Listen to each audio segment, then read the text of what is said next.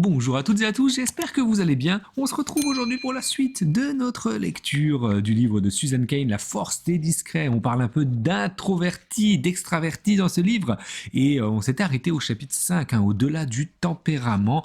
Je vous invite à aller le checker si vous ne l'avez pas écouté. Aujourd'hui, on s'attaque à un nouveau chapitre, le chapitre 6, qui s'intitule Franklin était un politicien, mais Eleanor parlait avec sa conscience. C'est parti.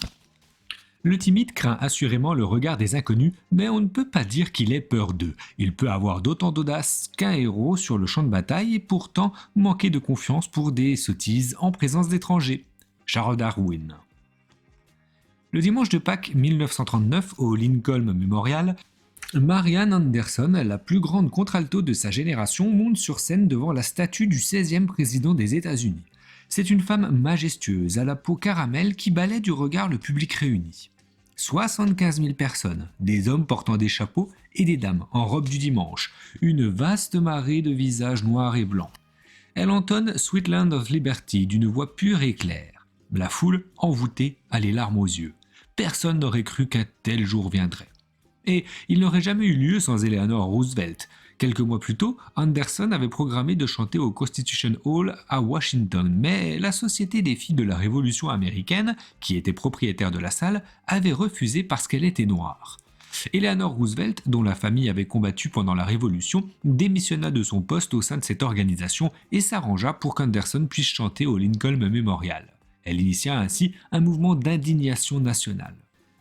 Roosevelt ne fut pas la seule à protester. Cependant, c'est elle qui donna le coup de poing politique, mettant du même coup en péril sa propre réputation. Pour elle, qui était incapable de détourner son regard des problèmes d'autrui, un tel acte de conscience sociale était tout à fait naturel. Autour d'elle, on l'apprécia à sa juste valeur, comme se le remémora James Farmer, leader afro-américain du mouvement des droits civiques. C'était totalement inédit. Franklin était un politicien. Il pesait les retombées politiques de chacun de ses actes, et c'était un bon politicien. Eleanor, elle parlait avec sa conscience et agissait en conséquence. C'était autre chose. C'est d'ailleurs le rôle qu'elle joua durant toute leur vie commune, celui de conseillère et de conscience de Franklin. C'est peut-être même pour cette seule et unique raison qu'il l'avait choisie. En dehors de cela, ils formaient un couple totalement improbable. Ils s'étaient rencontrés alors qu'il avait 20 ans. Franklin, un jeune homme de haute société avec une vie protégée, était en licence à Harvard. Eleanor, sa cousine éloignée, n'avait que 19 ans et venait elle aussi d'un milieu aisé, mais avait choisi de s'immerger dans les souffrances des pauvres malgré la désapprobation de sa famille. Elle était bénévole dans les logements sociaux du quartier défavorisé du Lower East Side, où elle avait rencontré des enfants forcés de coudre des fleurs artificielles jusqu'à épuisement dans des ateliers sans fenêtres. Un jour, elle emmena Franklin. Il eut du mal à croire que des êtres humains puissent vivre dans de telles conditions, ou qu'il ait fallu une jeune femme de sa propre classe sociale pour lui ouvrir les yeux sur ce scandale. Il tomba immédiatement amoureux d'elle. Pourtant, Eleanor n'était pas le genre de femme légère et amusante auquel il s'était attendu. Tout au contraire, elle avait le rire rare, les discussions futiles l'ennuyaient et elle était d'un tempérament à ce point sérieux et timide que sa mère l'avait surnommée « Mamie ». Son père, le charmant et populaire frère cadet de Theodore Roosevelt, vouait une adoration à sa fille lorsqu'il la voyait, mais était pratiquement tout le temps ivre et mourut alors qu'elle n'avait que 9 ans. Lorsqu'elle rencontra Franklin, Eleanor ne pouvait croire que quelqu'un comme lui s'intéressait à elle. Il était tout son opposé, audacieux et flamboyant, avec un grand sourire irrépressible, aussi ouvert en société qu'elle était prudente. Il était jeune, débordant de joie et beau garçon, racontait-elle. J'étais timide, maladroite et transportée de joie qu'il m'invite à danser. Dans le même temps, ceux qui lui disaient que Franklin ne la méritait pas étaient nombreux. Il était parfois perçu comme médiocre et inconséquent dans ses études, rien de plus qu'un homme du monde frivole. Et malgré la mauvaise image qu'elle avait d'elle-même, Eleanor ne manquait pas de prétendants qui appréciaient sa gravité. Lorsqu'elle accorda sa main à Franklin, ce dernier reçut des lettres de félicitations pleines de ressentiments de rivaux éconduits. Cependant, Franklin et Eleanor avaient des forces complémentaires, son empathie à elle, sa bravade à lui. Quand elle lui dit oui, en 1903, il se déclara l'homme le plus heureux du monde. Elle lui répondit par un flot de lettres enflammées. Ils se marièrent en 1905 et eurent 6 enfants. En dépit de l'excitation qui anima leurs fiançailles, leurs différences posèrent rapidement problème. Eleanor aspirait à l'intimité et aux conversations profondes. Il aimait les fêtes, les flirts et les ragots. Lui, qui déclarait n'avoir peur de rien, sinon de la peur elle-même, ne parvenait pas à comprendre les affres de la timidité dans lesquelles sombrait sa femme. Au moment où il fut nommé secrétaire adjoint à la marine en 1913, sa vie sociale s'accéléra plus encore et il passa son temps sous les dorures, les clubs privés de l'élite, les demeures de ses amis d'Harvard. Il faisait toutes sortes d'excès de plus en plus tard dans la nuit. Eleanor rentrait de plus en plus tôt. Entre-temps, elle se retrouva avec un emploi du temps très serré de devoirs sociaux. On attendait d'elle qu'elle rende visite aux femmes d'autres dignitaires de Washington et qu'elle reçoive chez elle. Le rôle ne lui plaisait pas. Aussi engagea-t-elle une secrétaire particulière nommée Lucy Mercer pour l'aider. Cela semblait être une bonne idée, jusqu'à l'été 1917 où Eleanor emmena les enfants dans le Maine en laissant Franklin à Washington en compagnie de Mercer. Ces deux-là entamèrent une liaison qui dura des années. Lucy était le genre de beauté pétillante que Franklin aurait dû épouser dans sa jeunesse. Eleanor découvrit la trahison en tombant sur des lettres d'amour dans la valise de Franklin. Elle fut dévastée, mais décida de sauver son mariage. Et même s'ils ne retrouvèrent jamais la flamme romantique des premiers temps, Franklin et elle la remplacèrent par quelque chose de formidable, l'union de sa confiance à lui avec sa conscience à elle. Revenons à notre époque, à une femme au tempérament comparable à celui d'Eleanor Roosevelt, agissant elle aussi avec conscience. Le docteur Helen Aron est chercheur en psychologie. Depuis sa première publication en 1997, elle s'est exclusivement attelée à approfondir la notion de réactivité haute théorisée par Kagan et par d'autres, aussi appelée négativité ou inhibition. Elle préfère parler de sensibilité et son regard neuf a beaucoup contribué à mieux faire comprendre ce concept au public. Lorsque j'apprends qu'Aaron est l'invité d'honneur d'un week-end consacré à une réunion annuelle de personnes hautement sensibles dans un ranch en Californie, je m'empresse de réserver un billet d'avion. La psychothérapeute qui organise ce genre de week-end explique qu'elle le fait pour permettre aux grands sensibles de se rencontrer. Elle m'envoie un programme dans lequel je lis que nos chambres seront conçues pour favoriser le repos, l'intimité, la méditation, l'écriture et la réflexion. Une fois arrivé sur le lieu idyllique du séminaire, je mets mon nom sur mon badge et remplis les formulaires d'inscriptions habituels ainsi qu'un graphique sur lequel chacun de nous doit indiquer son type de personnalité selon le test de Myers-Briggs. En parcourant la liste, je constate que tout le monde, sauf l'organisatrice elle-même, est introverti. D'après les recherches d'Aaron, la grande majorité des gens sensibles sont des introvertis. Il est des psychologues qui marquent leur temps en se lançant dans des expériences de recherches insolites. La contribution d'Aaron consiste, à partir des travaux effectués par d'autres, de les penser de manière radicalement différente. Petite, Aaron s'entendait souvent dire qu'elle était trop sensible pour son propre bien, et en grandissant, elle remarqua chez elle des traits de caractère hors normes. Elle pouvait conduire des heures sans allumer l'autoradio. La nuit, elle faisait des rêves puissants et parfois dérangeants. Elle était étrangement intense et se trouvait souvent assaillie par des émotions violentes, positives comme négatives. Elle avait du mal à voir le sacré à l'œuvre dans son quotidien. Il ne se révélait à elle que quand elle s'isolait du monde. Toutes ces caractéristiques, Aaron les appréciait mais les considérait comme des manifestations en surface d'un terrible vice caché dont elle avait eu conscience toute sa vie. Néanmoins, lorsqu'un de ses collègues psychologues la décrivit comme extrêmement sensible, ce fut comme une étincelle dans son esprit. Ces deux mots semblaient résumer à eux seuls cette tare mystérieuse à ceci près que, pour le psychologue en question, il ne s'agissait pas d'un défaut. Ce n'était qu'une description neutre de ce qu'il avait observé. Aaron réfléchit à ce nouvel éclairage, puis se lança dans des recherches autour de cette notion de sensibilité. Elle en ressortit quasiment bredouille. Aussi se pencha-t-elle sur tout ce qui touchait à l'introversion, les deux thèmes étant intimement liés. Elle étudia les travaux de Kagan sur les enfants à réactivité haute, ainsi que la longue série d'expériences sur la tendance des introvertis à être plus sensibles aux stimulations sociales et sensorielles. Ces études lui offrirent un avant-goût de ce qu'elle voulait découvrir, mais pour elle, il manquait un élément dans le portrait des introvertis qu'elle voyait se dessiner. Le problème pour nous autres scientifiques, c'est que nous observons les comportements et que certaines choses ne peuvent s'observer, explique-t-elle. Il est donc plus facile de décrire la façon d'être d'un extraverti qui, par définition, se fait plus remarquer. En effet, si une personne se tient simplement debout dans le couloir, on peut lui attribuer 15 motivations différentes. Ce n'est pas pour autant que l'on sait ce qui se passe à l'intérieur. Aussi, Aaron interrogea-t-elle 39 sujets se définissant soit comme introvertis, soit comme facilement débordés par la stimulation. Elle leur demanda quels films ils aimaient, quels étaient leurs premiers souvenirs, leurs relations avec leurs parents, avec leurs amis, de décrire leur vie amoureuse, leurs activités créatives et leurs croyances philosophiques et religieuses. À partir des données récoltées, elle élabora un questionnaire précis qu'elle distribua à de nombreux groupes. Puis, elle synthétisa leurs réponses en une constellation de 27 attributs. Elle nomma les profils qui incarnaient ces 27 caractéristiques hypersensibles. Certains de ces qualificatifs étaient tirés des travaux de Kagan ou d'autres chercheurs. Par exemple, les personnes hypersensibles ont tendance à observer plus que la moyenne ce qui les entoure. Elles s'arrangent pour limiter les surprises dans leur vie. Elles sont souvent particulièrement réceptives aux éléments visuels, sonores, olfactifs, à la douleur et au café. Elles sont mal à l'aise dans les situations où elles sont observées, au travail ou durant un concert de musique par exemple, ou jugées sur leur personne, rendez-vous galant, entretien d'embauche. Mais Aron y ajouta d'autres conclusions. Les individus hypersensibles ont plutôt une orientation philosophique et spirituelle qu'hédoniste et matérialiste. Ils n'aiment pas parler pour ne rien dire. Ils se décrivent la plupart du temps comme créatifs ou intuitifs. Ils font des rêves très pénétrants qu'ils se rappellent généralement le lendemain. Ils aiment la musique, la nature, l'art, la beauté physique. Leurs émotions sont exceptionnellement fortes. Ils connaissent parfois de violents accès de joie, de chagrin, de mélancolie ou de peur. Ils traitent aussi de manière particulièrement profonde les informations qu'ils enregistrent sur leur environnement, tant physique qu'émotionnel. Ils repèrent des subtilités imperceptibles pour les autres, le changement d'humeur chez autrui ou bien une ampoule qui brille un brin trop fort.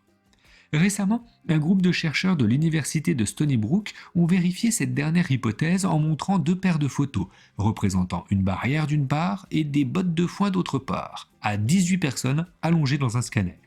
Dans la première paire, les 2 photos différaient nettement l'une de l'autre et dans la seconde, les variations étaient beaucoup plus légères. Pour chaque paire, les chercheurs demandèrent au sujet si la seconde photo était identique à la première. Ils découvrirent que les personnes sensibles passaient plus de temps que les autres à détailler la photo dont les différences étaient infimes. Leur cerveau montrait également plus d'activité dans les zones qui participent aux associations entre ces images et d'autres informations stockées. Autrement dit, les sensibles traitaient ces photos à un niveau plus élaboré que leurs semblables. Cette étude est toute nouvelle et il reste encore à reproduire et à explorer ses conclusions dans d'autres contextes. Mais elle fait écho aux découvertes de Jérôme Kagan sur ces sujets réactifs de CP qui passaient plus de temps que les autres à comparer les choix possibles lors de jeux d'association. Selon l'équipe de Stony Brook, cela suggère que les profils sensibles réfléchissent de manière exceptionnellement complexe. Ce qui peut aussi expliquer pourquoi ils détestent les papotages futiles, ils les perçoivent comme une réelle perte de temps. L'autre découverte d'Aaron au sujet des personnes sensibles, c'est qu'elles sont très compréhensives, comme si les barrières qui les séparaient des émotions des autres, ainsi que des tragédies et des cruautés du monde, étaient plus fines. Elles ont en général une conscience morale très forte. Elles évitent les émissions et les films violents. Elles ont une conscience aiguë des conséquences de leurs propres manquements. Dans un contexte social, elles se concentrent souvent sur les problèmes personnels des gens que les autres considèrent comme trop lourds. Aaron comprit qu'elle avait mis le doigt sur quelque chose d'important. La plupart des caractéristiques qu'elle avait identifiées comme particulièrement représentatives des personnes hypersensibles, comme l'empathie et la réceptivité au beau, étaient rattachées par les autres psychologues à d'autres traits comme avoir une nature agréable ou bien être ouvert à l'expérience. Pour Aaron, ces traits représentaient aussi une part fondamentale de la sensibilité. Ces conclusions faisaient implicitement vaciller les définitions convenues en termes de psychologie de la personnalité. Elle se mit à publier des résultats dans des revues et ouvrages universitaires ainsi qu'à donner des conférences. Ce fut d'abord difficile, on venait la trouver pour lui dire que le fond de ce qu'elle disait était fascinant, mais que son manque d'assurance était dérangeant.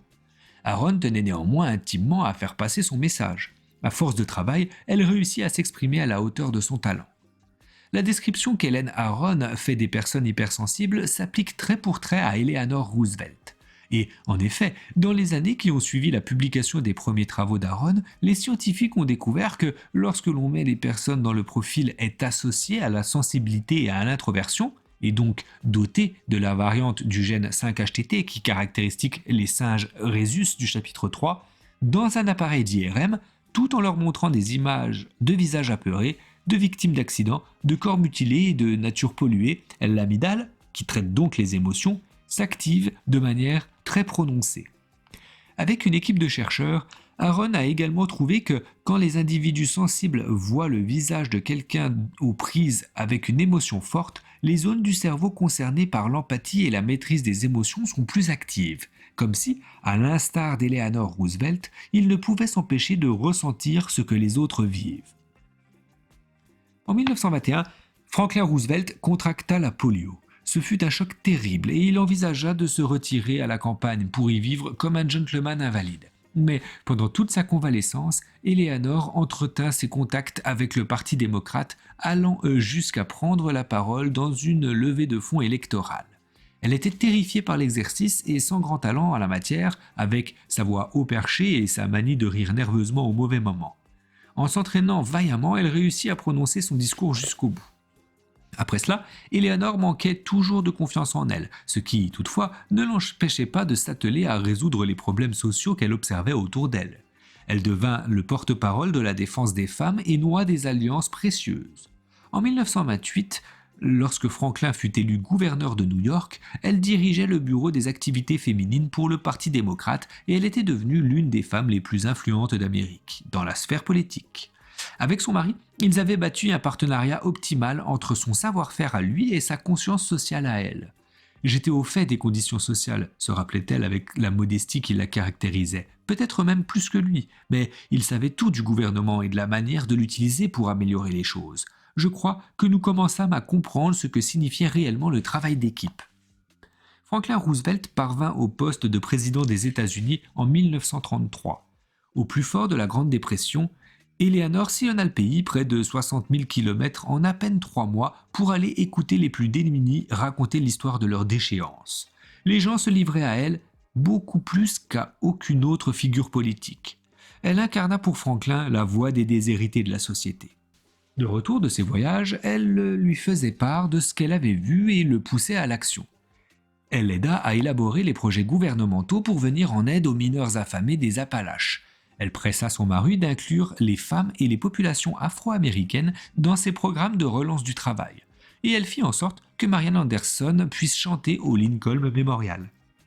La jeune femme timide qui tremblait de parler devant une assemblée se mit à adorer la vie publique. Eleanor Roosevelt fut la première First Lady à donner une conférence de presse, à assister à une convention nationale, à écrire une chronique dans un journal et à intervenir dans des émissions de radio.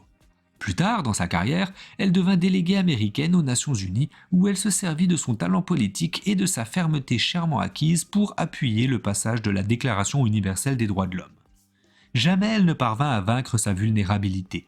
Toute sa vie, elle souffrit de ce qu'elle appelait ses humeurs sombres à la Griselda, en référence à la légende princesse médiévale qui se retira dans le silence, et se débattit pour se façonner une carapace de rhinocéros. « Je crois que les gens timides le resteront toujours, disait-elle, mais qu'ils peuvent apprendre à apprivoiser cet état. » C'est sans doute sa sensibilité qui lui permit de se sentir proche de ceux qui n'avaient pas voix au chapitre et d'avoir assez de conscience pour parler en leur nom. Franklin Roosevelt, durant la Grande Dépression, marqua lui aussi les esprits par sa compassion. Mais c'est Eleanor qui fit toujours en sorte qu'il sache ce que ressentait l'Amérique qui souffrait. Ce lien entre sensibilité et conscience est analysé depuis longtemps. Imaginez l'expérience suivante menée par le psychologue du développement Grazina Konchenska. Une gentille dame tend un jouet à un petit enfant en lui expliquant qu'il doit y faire très attention car c'est l'un de ses préférés. L'enfant acquiesce d'un air grave et commence à jouer. Peu après, le jouet se casse en deux comme il est prévu pour les besoins de l'expérience. La dame prend un air attristé et s'écrie « Oh non !» Puis, elle attend de voir la réaction du petit. Il s'avère que certains enfants se sentent beaucoup plus coupables de leur transgression supposée que d'autres. Ils détournent le regard, se serrent les bras autour de la poitrine, avouent en bégayant ou se cachent le visage. Et ce sont précisément les enfants les plus sensibles à la réactivité la plus haute et donc vraisemblablement des introvertis en puissance qui se sentent le plus coupables. Étant excessivement sensible à toutes les expériences, qu'elles soient positives ou négatives, il semble ressentir à la fois le chagrin de la dame dont le jouet a été cassé et l'angoisse d'avoir fait quelque chose de mal, même si la fin de l'expérience veut qu'elle revienne dans la pièce avec le jouet réparé et rassure l'enfant. Dans notre culture, la culpabilité est presque un gros mot, mais c'est pourtant l'une des clés de voûte de la conscience. L'anxiété ressentie par ces enfants hypersensibles en croyant avoir brisé le jouet leur apporte la motivation nécessaire pour éviter ultérieurement d'abîmer les affaires des autres. À l'âge de 4 ans, selon Konchenska, ces mêmes enfants sont moins enclins que leurs semblables à tricher ou à enfreindre les règles, même lorsqu'ils sont certains de ne pas être pris. Enfin, à 6 ou 7 ans, leurs parents les décrivent comme dotés d'exigences morales élevées et ayant développé des traits de caractère comme l'empathie.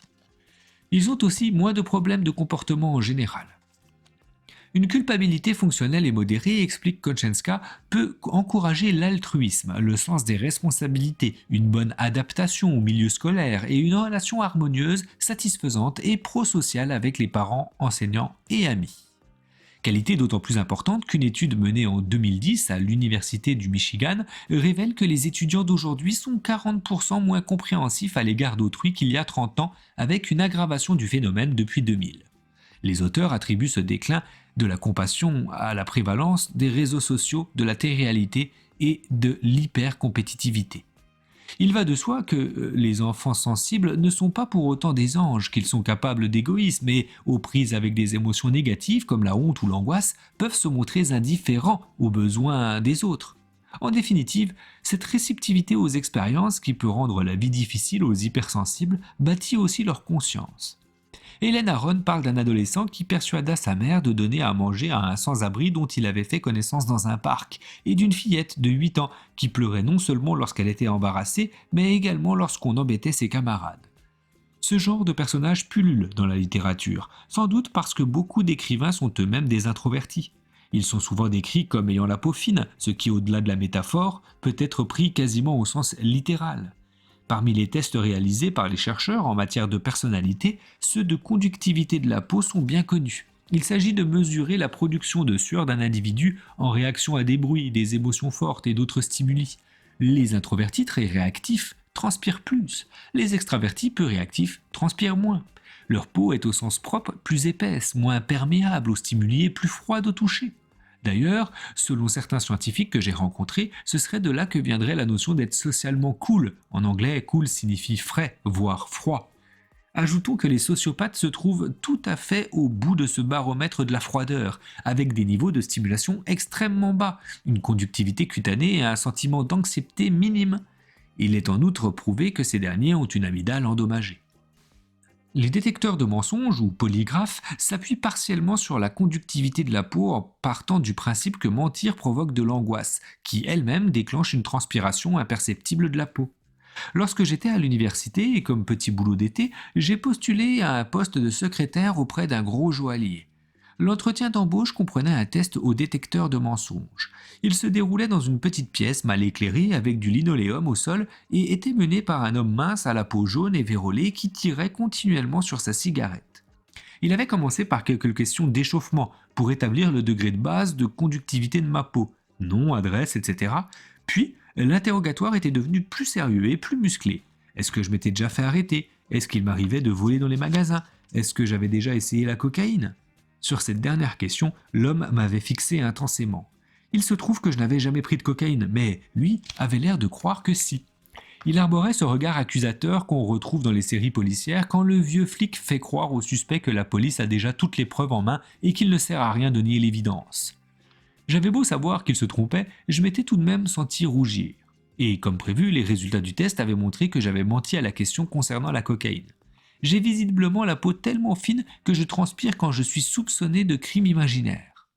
On a tendance à considérer la décontraction comme une attitude. Porter des lunettes de soleil et afficher sa nonchalance, un verre à la main.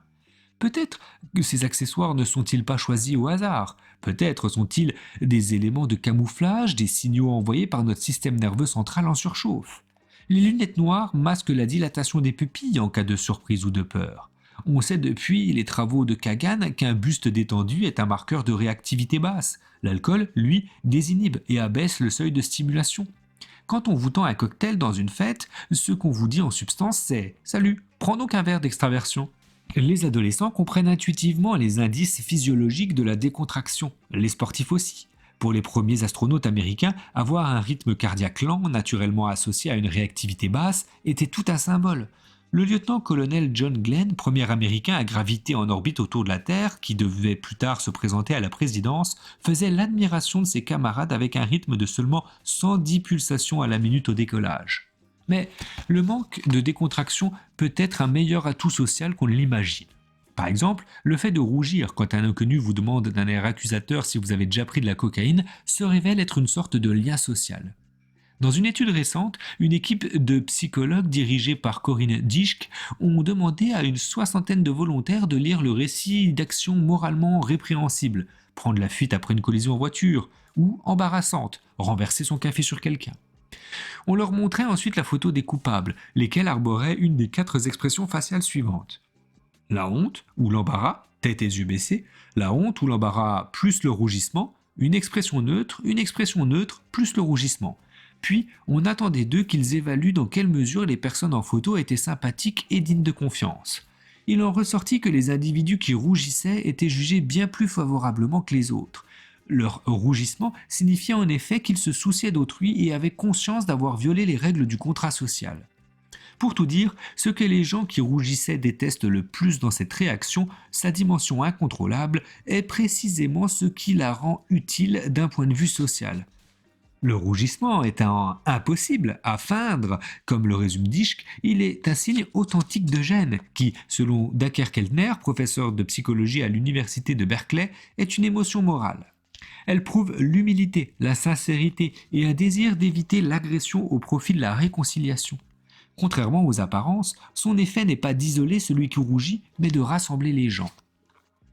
Keltner est remonté aux sources de l'embarras chez l'homme et a découvert qu'après s'être battus, la plupart des primates cherchent à se réconcilier. Pour ce faire, ils affichent entre autres choses des mimiques de honte de même nature que celles que l'on observe chez l'homme. Détourner le regard, ce qui revient à admettre qu'un méfait a été commis et l'intention d'interrompre les hostilités. Baisser la tête, ce qui réduit la taille. Et pincer les lèvres, ce qui est un signe d'inhibition. Chez les humains, ces gestes sont appelés actes de dévotion, écrit Keltner. Lui, qui est formé à lire sur les visages, il a étudié les portraits de héros moraux comme Gandhi ou le Dalai Lama et il a observé qu'ils sourient de manière contrôlée et détournent leur regard. Dans son livre Born to be Good, Keltner dit même que l'embarras révèle quelle importance l'individu concerné accorde aux règles qui nous unissent les uns aux autres. Pour résumer, mieux vaut se préoccuper trop que trop peu du jugement des autres. Quelles que soient les retombées positives du rougissement, le phénomène de l'hypersensibilité soulève une question évidente. Comment les hypersensibles ont-ils réussi à survivre à la sélection drastique qui régit l'évolution ? Si ce sont les audacieux et les agressifs qui semblent le mieux s'en tirer, comment se fait-il que les plus émotifs n'aient pas été rayés de la population humaine il y a des milliers d'années, au même titre que la rainette orange ? De fait, l'évolution ne récompense pas les plus faibles, à moins que... Hélène Aron a sa petite idée sur la question. Elle émet l'hypothèse que ce ne soit pas l'hypersensibilité qui ait fait l'objet de cette sélection favorable, mais plutôt les qualités d'attention et de réflexion qui l'accompagnent généralement. Le type dit sensible ou réactif fait preuve d'une stratégie qui consiste à beaucoup observer avant d'agir, écrit-elle, et par conséquent à éviter les dangers, les échecs et les déperditions d'énergie, ce qui nécessite un système nerveux central capable d'examiner et de détecter des différences subtiles. C'est la stratégie qui consiste à parier sur ce qui est sûr ou à regarder avant de sauter. A l'inverse, la stratégie active de l'autre type est d'être le premier, sans réunir toutes les informations et en prenant des risques. Le fait est que bon nombre des personnes qualifiées de sensibles par Aron présentent une partie des 27 attributs associés à ce trait de caractère, mais pas tous. Ces individus peuvent être réactifs à la lumière et au bruit, mais pas au café ou à la douleur. Ou bien ils n'ont pas de sensibilité sensorielle, mais sont des penseurs à la vie intérieure riche. Ce ne sont même pas nécessairement des introvertis. Ce n'est le cas que des 70% des grands sensibles selon Aron, ce qui signifie que 30% d'entre eux sont des extravertis, même si ces derniers ont tendance à avoir plus besoin de solitude et de moments d'inaction que l'extraverti type. Pour elle, la cause en est que la sensibilité ne serait qu'un épiphénomène de la tactique de survie et que l'on n'aurait besoin que de certaines de ces caractéristiques et non de toutes pour mener à bien la stratégie. La nature semble largement donner raison à Aron.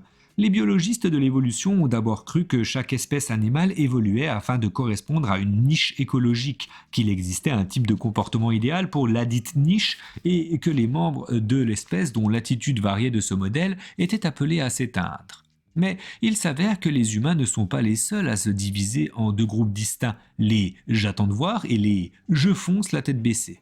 Plus de 100 espèces du règne animal s'organisent de cette manière.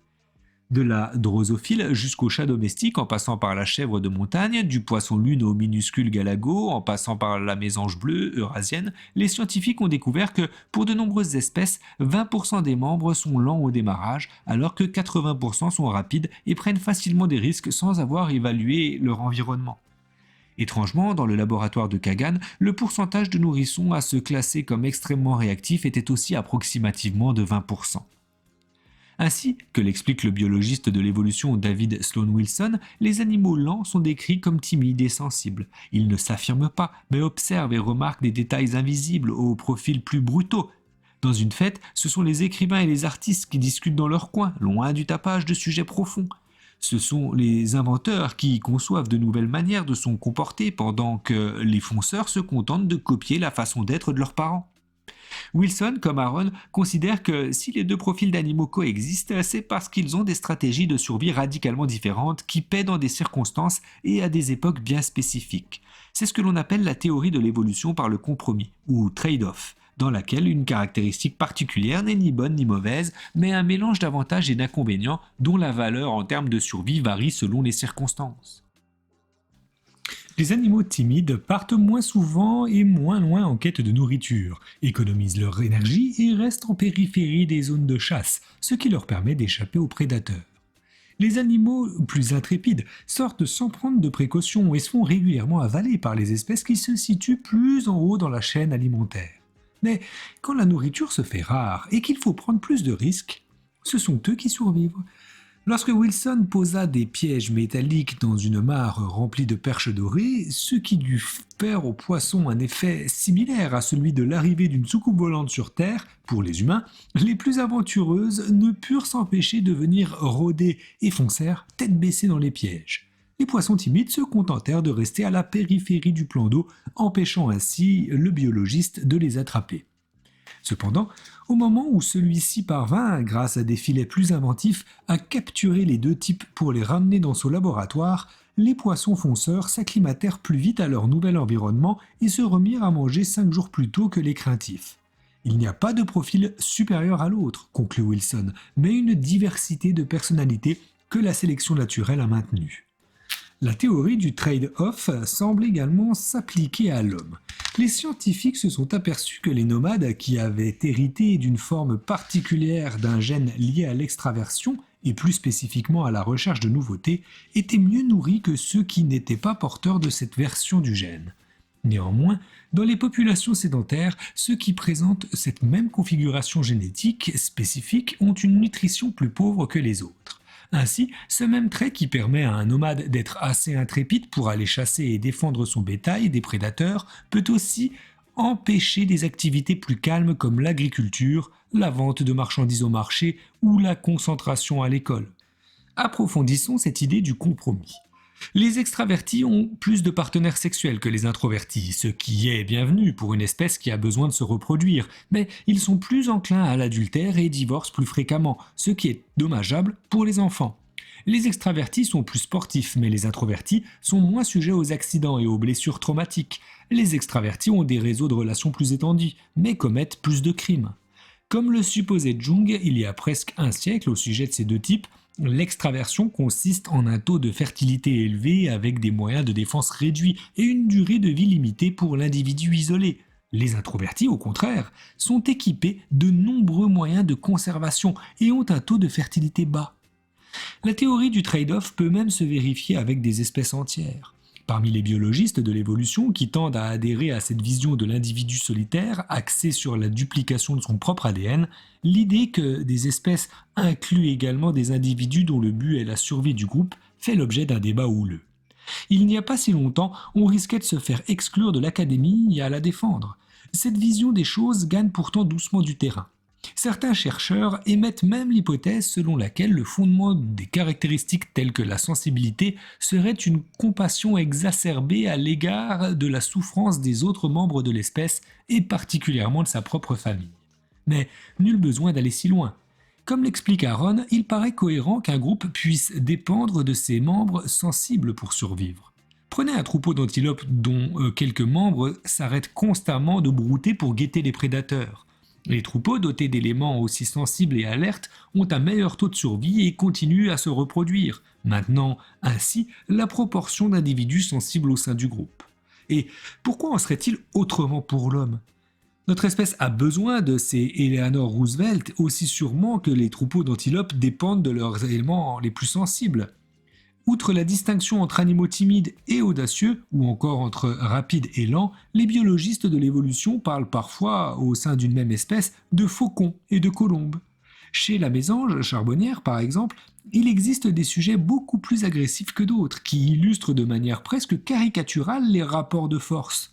Ces oiseaux se nourrissent de faine et, les années où elles sont rares, les femelles faucons s'en tirent mieux, comme on peut le deviner, car elles sont promptes à provoquer en duel quiconque leur dispute leur pitance. Cependant, quand la saison est bonne et qu'il n'y a pas de pénurie alimentaire, les femelles colombes, qui, soit dit en passant, font aussi des mères plus attentionnées, se portent mieux que les faucons, puisque ces dernières gaspillent beaucoup de temps et d'énergie physique à se battre sans raison. Les mésanges charbonnières mâles, en revanche, suivent un schéma opposé. En effet, leur rôle premier dans l'existence ne consiste pas à trouver de la nourriture, mais à défendre leur territoire. Lorsque la nourriture vient à manquer, leurs congénères meurent de faim en grand nombre, ce qui laisse largement assez de place aux survivants pour cohabiter. Les mâles faucons tombent alors dans le même piège que leurs homologues femelles en période de vache grasse. Ils se bagarrent, dilapidant ainsi de précieuses ressources pour leur survie. En revanche, les bonnes années, lorsque la concurrence fait rage pour installer son nid, l'agressivité paie pour les mésanges mâles faucons. En temps de guerre ou de peur, l'équivalent d'une année de disette pour les mésanges femelles, on pourrait croire que l'on a surtout besoin de profils agressifs et héroïques. Néanmoins, si notre population était entièrement composée de guerriers, il n'y aurait plus personne pour déceler et lutter contre les menaces silencieuses et potentiellement mortelles comme les maladies virales ou les changements climatiques. Prenons le cas du vice-président américain Al Gore et de ses décennies de croisades pour sensibiliser le public au réchauffement de la planète. À en croire ceux qui le connaissent, Al Gore est un introverti qui, contrairement à tant de gens en politique, ne puise pas son énergie dans les rencontres officielles où l'on passe son temps à se taper dans le dos et à se serrer la main, mais dans les discussions autour d'idées. Or, si l'on combine cette passion pour la réflexion à une attention accrue aux détails, deux caractéristiques communes des introvertis, on obtient un mélange détonnant. En 1968, alors que Gore étudiait à Harvard, il suivit les cours d'un célèbre océanographe qui présentait les premières preuves reliant la combustion des énergies fossiles à l'effet de serre. Gore fut passionné. Il essaya de transmettre aux autres ce qu'il savait et fut forcé de constater que l'on ne voulait pas l'écouter. On aurait dit que les gens étaient sourds aux sirènes d'alarme qui lui vrillaient les tympans. Lorsque je suis allé devant le Congrès au milieu des années 70, j'ai contribué à l'organisation des premières séances sur le réchauffement climatique, se rappelle-t-il dans son film récompensé aux Oscars, Une vérité qui dérange, œuvre dont les scènes les plus frappantes montrent Gore, seul, traînant sa valise dans un aéroport en pleine nuit. Il semble sincèrement perplexe que personne n'y ait prêté attention. Je pensais vraiment que le problème était assez édifiant pour créer une réelle vague de changement dans la manière dont le Congrès gérait ce problème. J'étais persuadé qu'eux aussi seraient inquiets. Et je me trompais. Mais si Gore avait su alors ce que nous savons aujourd'hui des nourrissons de Kagan et des recherches d'Aaron, il aurait sans doute été moins surpris par la réaction de ses collègues. Peut-être même aurait-il pu se servir de sa finesse psychologique pour se faire entendre.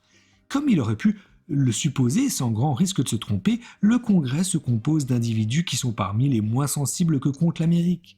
Ce qui ne retire rien à leur grande qualité, l'exubérance, l'intrépidité, l'art de convaincre. Ils ne sont simplement pas prédisposés à s'alarmer en voyant la photo d'une minuscule faille dans un glacier à l'autre bout du monde. Il faut une stimulation plus intense si l'on veut retenir leur intention. C'est pourquoi Gore s'est associé à des pointures d'Hollywood capables de faire passer son message à coups d'effets spéciaux. Gore ne ménagea pas ses efforts pour la promotion du film. Il rencontra les spectateurs des avant-premières dans les cinémas aux quatre coins du pays et donna d'innombrables entretiens à la télé et à la radio.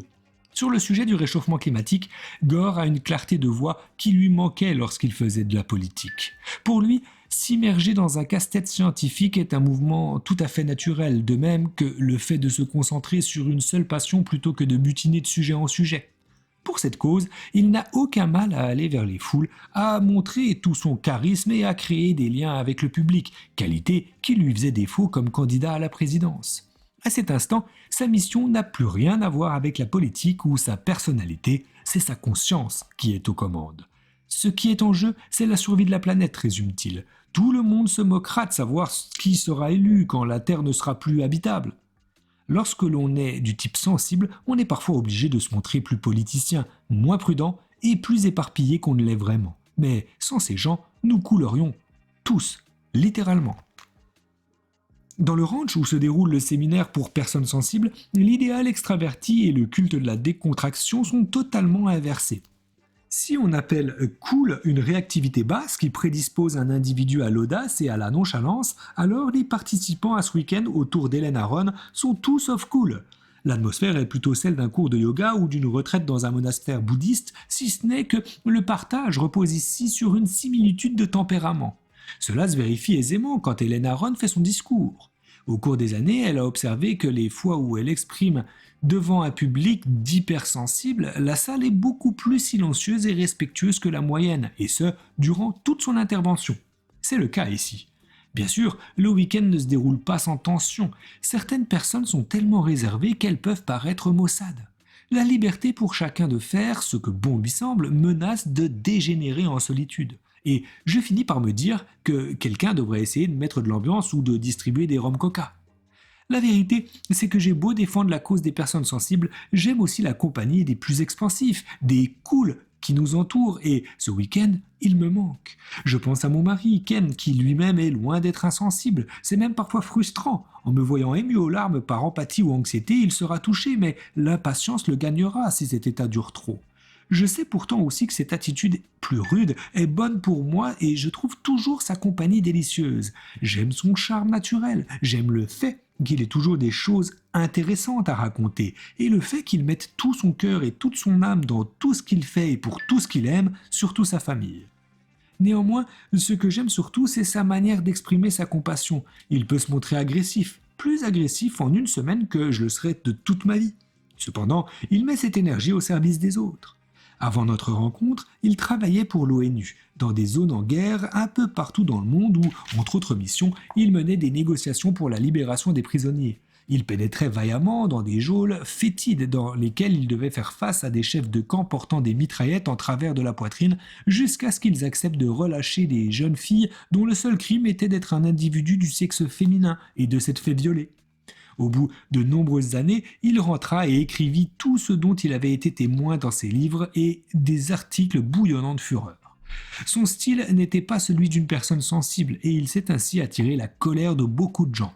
Pourtant, ses mots étaient ceux de quelqu'un qui s'implique désespérément. Je pensais que ce week-end en immersion me ferait rêver d'un monde où tout le monde serait hypersensible. Au contraire, il a renforcé ma soif d'équilibre. Cet équilibre dont Hélène Aron dirait qu'il est notre état naturel. Du moins dans les cultures indo-européennes dont elle observe qu'elles se composent depuis longtemps de deux groupes qui cohabitent, les rois guerriers et les conseillers sacerdotaux, ceux qui agissent et ceux qui légifèrent, les Franklin Roosevelt intrépides et séducteurs, et les Eleanor Roosevelt sensibles et consciencieuses. Et nous arrivons au terme de ce chapitre un peu plus long que les autres, et il était plutôt comme les autres, hein. Je trouve que chacun sont vraiment intéressants pour le coup. On voit, voilà, elle compare évidemment Franklin et Eleanor Roosevelt pour montrer que le leadership finalement, ça se résume pas à parler fort ou à occuper l'espace. Il faut un peu des deux, quoi. Franklin, il avait vraiment tout du leader classique, du charisme, de la sociabilité, de la présence politique, mais Eleanor, elle était plus discrète, quoi, et plus réservée, mais pourtant elle a eu, un impact profond aussi. C'est intéressant de voir que, je pense que ce qu'elle veut dire, Keynes, c'est que la force en fait d'Eleanor venait de sa conscience, de sa capacité à écouter, à ressentir peut-être, à défendre ce qui semblait juste, mais même lorsque ce n'était pas populaire finalement. Bref, j'espère que ce chapitre vous aura plu. Si c'est le cas, n'hésitez pas à mettre un like sur la vidéo et on se retrouve très vite pour la suite de notre lecture. À très vite, bonne journée, bonne soirée, belle nuit, si tel est le cas.